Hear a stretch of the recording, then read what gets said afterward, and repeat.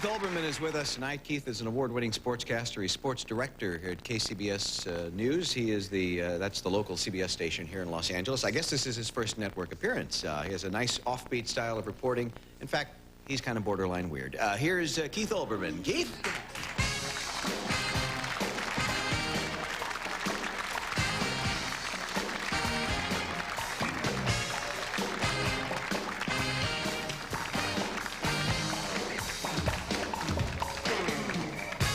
Let's talk sports. Sure. Let's get to it. Who's going to win the Super Bowl? Just tell us. This year's?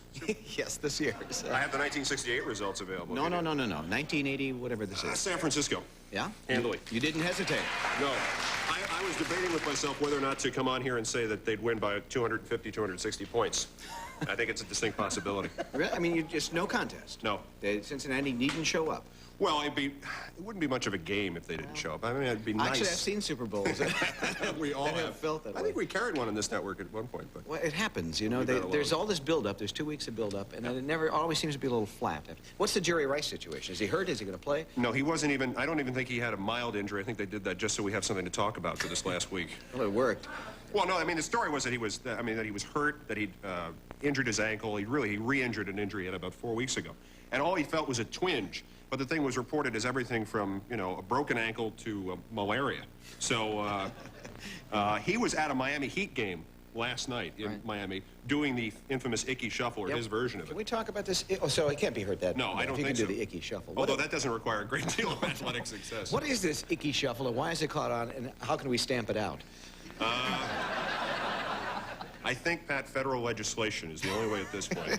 These things get a life of their own. Well, if you've seen it, I mean, the basic premise of it is that he just sort of goes like this and then puts his arm back and fades back a bit. The reason it's so successful, I think, is that everybody in America can dance at least that well. And he's sort of our role model here. We know the worst, I mean, this guy's successful. He's got a job. He comes in, he picks up a check, and he does this dance, and people don't really, you know, get that offended by it. It's not a bad theory, actually. There's a strange system with the Super Bowl. They have 2 weeks off, nothing going on, and that's why the injuries and the ickies get all the press. There's nothing else to talk about. But you're not there. Now, a lot of sports reporters have gone to Miami to cover. You've chosen not to. Is there a reason for that, other than KCBS's wallet?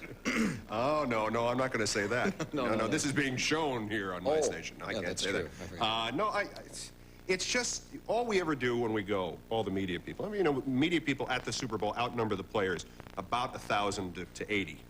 And so we wind up interviewing each other. Yeah, it's a circus. You know, I view it like a union meeting. The people I haven't worked with in years. You ask, you know, what happened to, you know, the tanker? What happened to the sportscaster, the tanker? Oh, he's selling used cars in Scranton now. You know, he's not in the business anymore. And that's it. And then occasionally you run into a ball player. Does anyone ever find any news there? Does anything ever come out of this that's worthwhile?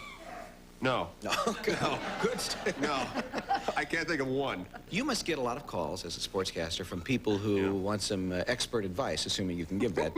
You know, point spreads, all that sort of thing, making bets. Yeah, I get a lot of calls. People, some people insist we have the score in advance, because otherwise, how could we write the script up and edit the highlights? And we have to try to disabuse them of that notion. But we get a lot of calls, and that relates to one of the saddest stories I heard about Super Bowl. You hear about this? The United Press International thought it'd be a good time to address the issue of all those truly addictive gamblers who can't stop for who these 2 weeks is just a living hell. I mean, that's all they hear is Super Bowl, bet, point spread, point spread, point spread. So they put out a story with a toll-free number for help for the compulsive gambler. And the hospital was flooded with phone calls. All the compulsive gamblers wanted help. Where to place the bets? Who to bet on. One guy wanted to bet his 1986 Cadillac on the Bengals. He wanted to know where he could do that and how. It's a sad story that people have that problem, but it, you know... You would advise against putting the car on the Bengals, though, no, I understand. 7.5 is like an estimate. Your mileage may vary as the point spread at the moment. It keeps going up, like every half hour. Yeah, well, initially it went up, and it's pretty easy to figure because you have such a large California contingent backing the 49ers, not surprisingly, and they have easier access to the places where sports betting is legal, like it isn't done anywhere else but Nevada. Yeah, right. If Cincinnati should win... Yeah. You may hear from some people. I'm sure I will. I'm sure I'll hear from just predicting it the other way around. You have some, you brought some, now these are Super Bowl highlights? There hasn't been a Super Bowl. I happen to have videotape with me. Oh, good. Yeah, I don't know if you know this, but I supplement my income every morning by going around door to door and showing highlights to people. Okay. Well, I'm glad we could cut some time off your schedule by doing it. What are we going to see here? Yeah. These are things that have happened during the week, the Super Bowl hype week. Highlights, pre-Super Bowl highlights. Well, we'll watch. Yeah, you use your televisions and you probably see it, or just guess. This is it. This is the Icky Shuffle itself. As you know, Arthur Murray never taught anything like this. If you're wondering where he got that name Icky, it has something to do with the dance. Oh, gee.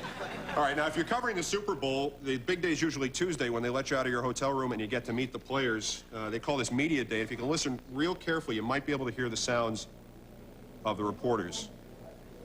Here they come.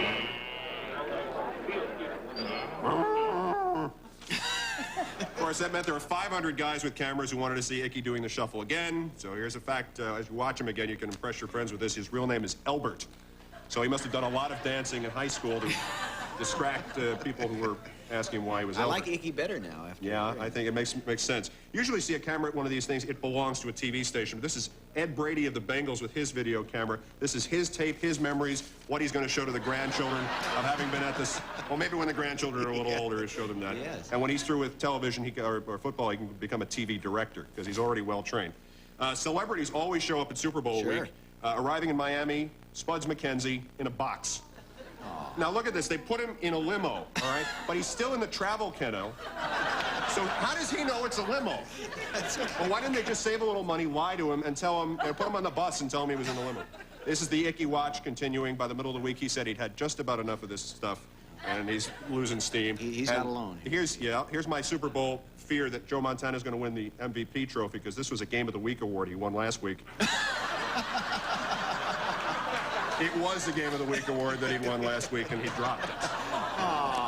A priceless, hand-blown 13th century glass football or something. He's not a receiver. It's no problem. That's why he's a quarterback. You seen those commercials, though? The hands of Joe Montana? Yeah, that's nice work, Joe. Nice work, Keith. My pleasure. I know you have to get back and do another sportscast. Yeah, we've got one more to go through. Thanks for coming down to see us. Keith Olbermann, folks. We'll be right back. Commodores coming out.